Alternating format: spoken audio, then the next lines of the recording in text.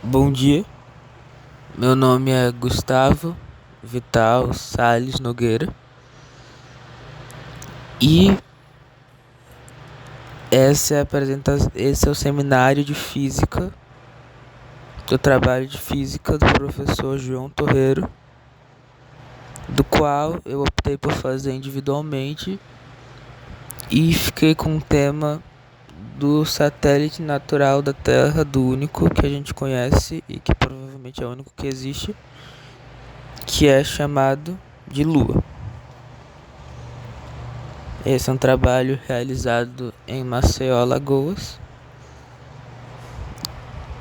no Instituto Federal de Alagoas e mais especificamente no campus localizado em Maceió.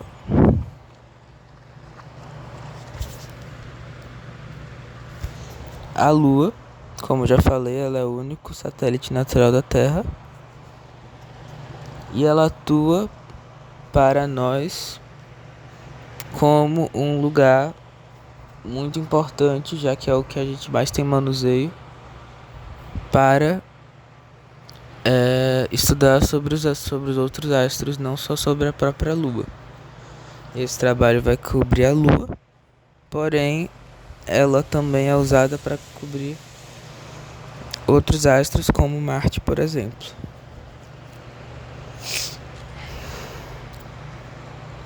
Ela é um satélite natural que não emite luz própria, apesar de parecer quando a gente olha de noite. Ela não tem luz própria. O que a gente vê é a radiação solar sendo refletida. E só isso, ela não tem luz própria.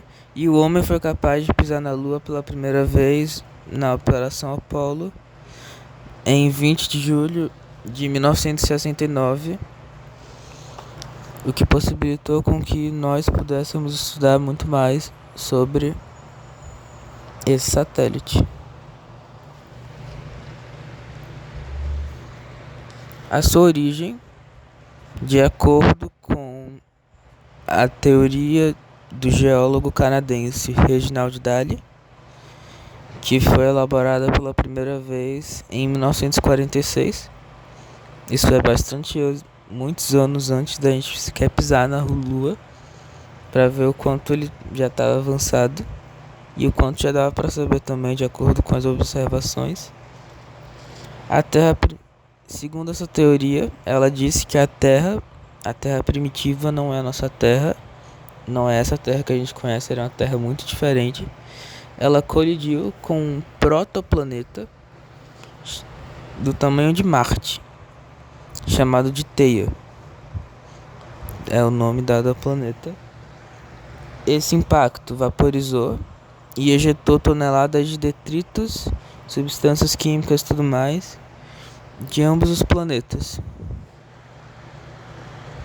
Tudo isso foi para o espaço, foi aglutinando, e todas essas substâncias, detritos e etc. resultaram no que a gente conhece como a Lua.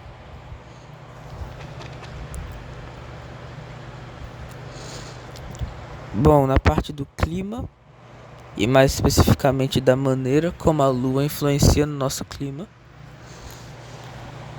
ela tem três principais funções: de estabilizar o eixo da Terra, isto é, ela exerce uma atração que impede com que a inclinação do nosso planeta sofra alterações bruscas demais, o que garante com que o clima, tanto o clima quanto as estações do ano,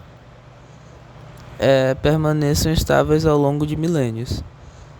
Ou seja, ela garante essa inclinação e por causa disso a gente tem de maneira estabelecida a primavera, verão, outono, inverno. Pelo menos na nossa cultura, em algumas outras eles têm outros nomes.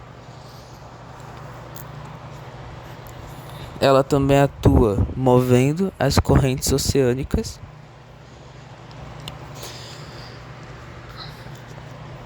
e ela faz isso indiretamente por meio da força gravitacional que ela emite sobre o nosso planeta. Essa atração, essa atração atrai as águas dos oceanos e cria o que a gente chama de maré. De marés, que são nada menos que as subidas e descidas diárias do nível do mar. Esse vai e vem constante empurra grandes massas de água, gerando essas correntes da maré. E por último, das três principais, ela altera a pressão atmosférica. Ela altera essa pressão através da maré gravitacional. A gravidade puxa o ar, fazendo a atmosfera pulsar. Quando o satélite está diretamente acima ou abaixo de sua região, a atmosfera é, entre aspas, esticada em sua direção, causando um leve aumento da pressão, aumentando essa pressão do ar.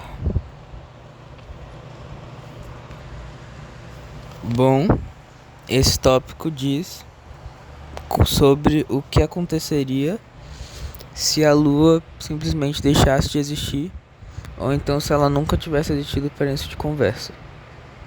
A maioria dessas consequências estão diretamente ligadas com as que acabaram de ser citadas, que são as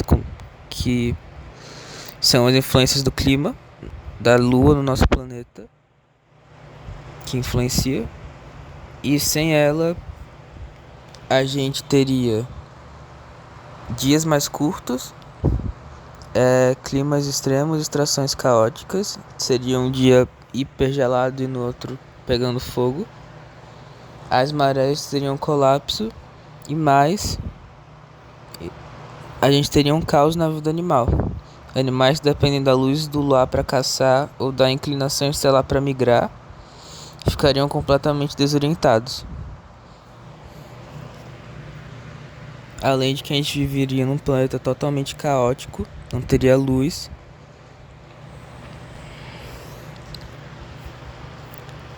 Não teria luz do luar, no caso. Sobre a distância mais ou menos aproximada da Terra para a Lua.